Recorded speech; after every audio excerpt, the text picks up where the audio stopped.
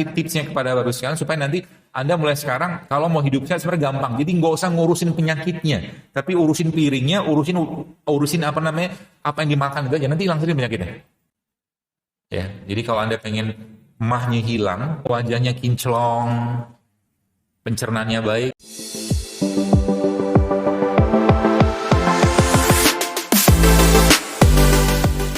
Likopen. Jadi kalau misalkan kita bicara misalkan apa tuh namanya? Kunyit. Kunyit tuh, Pak. Misalkan kunyit saja ya. Maka sebenarnya orang-orang yang rutin mengkonsumsi kunyit tidak tiap hari sekalipun sebenarnya peran pada kunyit itu luar biasa besar. Jadi kalau kita lihat di penelitian tentang apa tuh namanya? Penelitian tentang kunyit itu banyak banget. Sayangnya di Indonesia orang belum familiar dengan ini. Coba lihat Rested Ultimate yang saya share itu sebenarnya itu sudah diteliti sebenarnya. Jadi sekarang itu ada satu aplikasi. Jadi kalau sekarang zaman dulu kan kalau kita mau teliti satu kita harus pakai tikus atau manusia. Jadi sekarang itu ada namanya in silico. In silico itu jadi misalkan gini, saya sekarang mau gabungkan antara kunyit, jahe, kayu manis, kunyit, jahe sama jeruk nipis bahkan sama asam. Saya campurkan dalam satu bank data di laptop gitu kan. Nanti saya masukkan datanya, bukan saya masukin, ada teman saya masukin. Tak. Itu nanti ketahuan tuh antioksidan begini. Makanya banyak banget yang minum Ultimate kunyit itu perubahannya luar biasa karena itu sudah di riset sebenarnya. Cuman saya nggak share aja. Jadi ketika dia ketemu tak gini, dia jadi komposisi yang luar biasa. Ya. Kata kuncinya apa? Kata kuncinya memang ada jenis-jenis tumbuhan atau mungkin produk ciptaan Allah ini memang dia kemampuan kerjanya itu luar biasa. Jadi kalau Anda pengen misalkan nih, ini kan susu nih. Susu apa? Susu coklat. Saya bikin tadi pagi. Nanti kalau Anda cobain pengen banget apa? Biasanya pengen lagi. Gelasnya nggak ada. Nanti kita bikin susu. Susu dari tempe. Tempe. Udah pernah makan tempe mentah? Enak loh. Enak. Jadi kalau Anda pengen wajahnya kinclong, pencernaannya baik, nah tempe itu jangan digoreng. Kenapa jangan digoreng? Coba lihat. Denaturasi protein terjadi kapan? Kalau dipanaskan. Ini kan protein tempe. Dipanaskan rusak sebenarnya. Berarti nggak ada gizinya? Ada sih, cuman banyak hilangnya. Artinya apa? Salah satu yang, jadi nanti saya kasih tipsnya kepada Bapak sekalian supaya nanti Anda mulai sekarang kalau mau hidup sehat sebenarnya gampang. Jadi nggak usah ngurusin penyakitnya, tapi urusin piringnya, urusin apa namanya, apa yang dimakan itu aja. Nanti hilang sendiri penyakitnya. Ya, jadi apalagi yang udah urusan berat badan mah gampang banget diturunkan. Ya berat badan itu gampang banget diturunkan kalau mau gitu kan. Caranya gimana? Mulai latihan pagi-pagi nggak usah sarapan.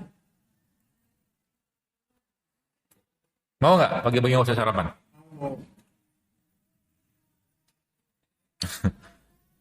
Jadi emang pagi-pagi nggak boleh sarapan. Sarapan tuh nggak tepat sebenarnya. Kenapa? Memang pagi-pagi itu baik gini.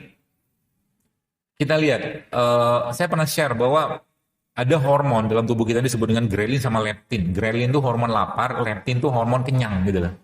Jadi seimbang tadi. Nah, pagi-pagi itu justru pagi-pagi itu si grelinnya, hormon lapar tuh lagi rendah-rendahnya. Maka sarapan itu sebenarnya tidak usah banyak. Kalaupun Anda pengen makan yang bisa membantu pembuangan. Karena pagi-pagi kita lagi buang-buangan. Apa yang terjadi kalau seandainya orang itu makan banyak, misalkan nasi uduk, nasi goreng, kupas sayur, lontong gitu kan pagi-pagi. Ngantuk kan? Ngantuk, pasti ngantuk. Latihan, pagi-pagi nggak usah sarapan. Yang diminum apa? Air anget aja. Ya, air anget, minum air anget. Habis itu pergi ke kulkas, lihat kulkas isinya apa. Balik aja sama. Ya. Kalau Anda sudah bisa mengontrol lapar, Anda jadi pemenang, Pak. Ya, kalau sudah bisa, jadi nanti latihannya gini, saya kasih tahu latihan. Jadi blender itu kan kalau dipakai lama-lama juga rusak kan, sama kayak badan kita. Jadi kalau mau badannya sehat, usahakan mulai sekarang jangan sering makan, itu kata kuncinya. Saya seharian kemarin nggak makan, alhamdulillah. Saya cuma mengkonsumsi nutrisi cair. Saya minum apa kemarin tuh ya, kunyit gitu-gitu dong sampai malam, sampai mau tidur, nggak ada makan sama sekali. Kuat nggak? Kuat aja, alhamdulillah. Karena konsepnya adalah kita makan bukan untuk kenyang, tapi kita makan untuk memenuhi gizi badan kita. Bisa jadi gizinya cair, bisa jadi gizinya padat. Saya makan minum kunyit segala macam, ada almondnya juga, kemudian ada macam-macam gitu kan, ada 3-4 botol saya minum. Jadi total tuh sehari itu saya minum hampir ribuan liter. 1.000 liter kebanyakan Pak, satu tangki. 1 liter maksud saya. 1 liter. 1 liter isinya nutrisi semua. Cukup? Cukup. Ya, sangat cukup. Gitu kan. Dan apalagi kalau kita sudah mulai mengatur circadian clock. Mengatur circadian clock itu boskan dengan cara apa? Dengan cara waktunya tidur, tidur. Waktunya makan, makan. Waktunya kerja, kerja. Jangan olahraga waktu tidur, jangan tidur waktu olahraga, tidur waktu apa namanya? Tidur waktu bekerja gitu. Zaman sekarang kan kebalik.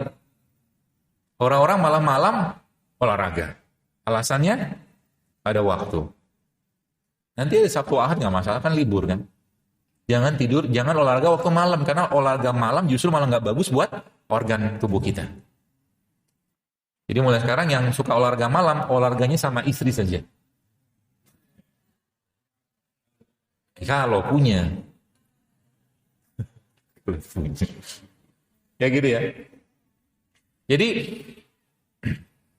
kata kuncinya bos kan banyak, tapi saya kasih beberapa clue-nya. Jadi kalau mau rumah kita tuh indah gitu kan, maka pertama mulai sekarang eat real food every day.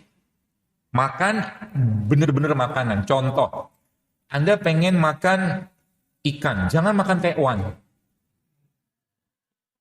Tekwan boleh nggak? Boleh sekali-sekali. Makan ikannya gitu loh. Paham ya? Anda pengen makan daging, jangan makan bakso. Jangan makan sosis. Karena yang sudah diolah pasti akan menjadi pasti berkurang nilai gizinya. Ya, seperti itu. Ibu-ibu zaman dulu kalau mereka mau masak misalkan, buku ini ada pesan moral luar biasa. Kata si Dokter Mehmet, dia bilang apa di sini?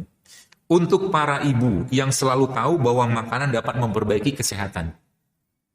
Bukunya Food and Fix It. Di toko buku ada kok. Dia bisa lihat. Jadi dulu ibu-ibu kalau mau beli misalkan masak gulai ikan gitu, dia pergi pasar beli ikan segar gitu kan. Masak ke rumah. Ya, ini cara ya. Nanti konsepnya nanti saya akan kasih tahu dan bagaimana kita kalau mungkin dalam bahasa orang mau bengkel itu di spuring balancing kemudian kita gitu nanti ada semua ya ala-alanya kita aja. Jadi eat real food every day. Semakin real yang Anda makan semakin banyak nilai gizinya. Nanti kalau Anda sudah tahu konsep ini maka Anda sudah mulai berpikir kalau gitu saya pengen punya halaman atau kebun. Buahnya petik sendiri, sayur ambil sendiri. Ya, kok ribet amat sih? Nggak ribet sih sebenarnya karena kita udah nggak biasa aja dengan begituan zaman sekarang. Serba instan semua kan. Itu yang pertama. Lalu yang kedua apa? Kurangi semua makanan-makanan. Ini apa namanya? Syarat ketentuannya dulu. Kurangi semua makanan-makanan yang diproses dan direfinasi. Kurangi semua makanan-makanan yang diproses sama direfinasi. Contohnya apa? Semua makan kemasan lah. Semua makanan kemasan kurangi setiap hari. Jadi kalau Anda mau minum makan, usahakan makan yang fresh. Jadi kalau Anda pengen makan sesuatu, cari yang barusan dimasak, makan. Jangan yang sudah sekian lama. Sekian lama tuh memang enak. Contohnya apa? Rendang. Gudeg juga enak. Gudeg tuh bagus. Dia fermentasi sebenarnya, kayaknya sih. Ya, tapi nggak apa-apa. Tapi jangan sering-sering. Ya, kemudian apa lagi? Eat more raw plant. Jadi makan lebih banyak lagi tumbuhan setiap hari. Ya, contohnya apa ya? Kayak begini kan ada apa tuh namanya? Ada sayur, ada buah, ya. Dan rule paling pentingnya, Bro sekalian, kalau Anda sudah ngerti konsepnya, maka sebenarnya Anda tidak perlu makan banyak, Anda cukup sekali sehari makan. Kapan makannya? Siang. Jadi hanya siang aja makan. Sisanya pagi dan sore Anda camilan yang sehat. Cukup. Kenapa saya katakan nggak kalau kita udah membiasakan kayak begini maka sebenarnya tubuh kita akan teradaptasi sendiri. Terhadap artinya. Jadi misalkan satu hari kebutuhan kalori kita kan sekitar 2000 sampai 2200 kalori. Maka Anda kurangi beberapa. Anda kurangi beberapa kalori sekitar 500 sampai 700 kalori, maka nanti Anda tetap akan terasa lapar. Maka Nabi memerintahkan kalau makan nggak boleh kenyang. Rules-nya mulai sekarang makan nggak boleh kenyang. Kenapa? Saya kasih ilustrasi. Ilustrasi ini pernah saya tulis di Twitter dulu. Ada singa ini biasanya makan 10 kg daging setiap hari. Oke, lalu singa ini satu hari saya cuma kasih misalkan 1 kilogram. Jadi ada defisit 9 kilogram daging. Ya, ada defisit 9 kilogram daging. Dan kalau singa itu saya lepas ke pinggiran atau kerumunan orang, maka bisa dipastikan singa tadi akan makan orang. Tubuh kita juga sama. Kalau kata kuncinya stay in calorie deficit, maka otomatis tubuh Anda akan singa lapar terus, dia akan bersih-bersih rumah terus. Paham ya? Maka kata kuncinya makan jangan kenyang. Kan ada lagunya tuh, makan akal jangan makan, anak-anak sekarang tuh kan. Gitu. Jadi makan jangan kenyang. Kapan berhentinya Anda yang tahu. Ya. Dan biasakan mulai sekarang camilannya buah dan sayur. Mata Anda harus jauh lebih berbinar-binar melihat abang rujak daripada abang gorengan mulai sekarang. Kalau matanya berbinar-binar lihat abang gorengan, masih error. Kalau sudah mulai, kayaknya kayak gua banget nih gini, makan gorengan. Udah mulai kayak begitu, berarti Anda sudah kembali ke jalan yang benar, badannya ya. Karena dia kasih sinyal. Mungkin Bapak Ibu belum tahu ya, alkohol sama narkoba, dia bisa bikin kecanduan. Makanan juga. Semua makanan yang diolah, yang dikasih bahan aditif, dia bisa bikin candu. Sekarang saya gak usah jawab deh. Siapa di sini yang pernah sakau mie instan?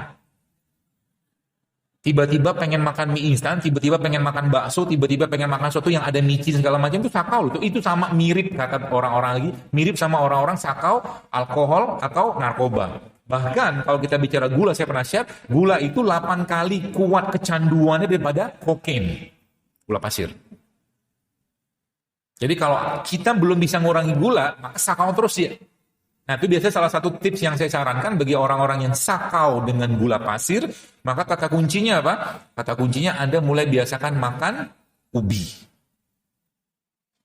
Ubi itu salah satu yang bisa Anda makan untuk mengatasi sakau gula pasir. Ubi apa? Selembu bore atau labu juga boleh. Ya, diusahakan makan. Labu itu salah satu selain daripada lidah buaya tadi, labu juga termasuk salah satu makanan yang sangat saya anjurkan bagi orang-orang yang menderita MAH. Ya, jadi kalau Anda pengen MAH-nya hilang, MAH ini sebenarnya satu tanda dari bermasalahnya sistem pencernaannya. Ya. Jadi masalah pencernaan kita itu dimulai dari salah satu tandanya adalah adanya dispepsia atau MAH tadi. Seperti itu.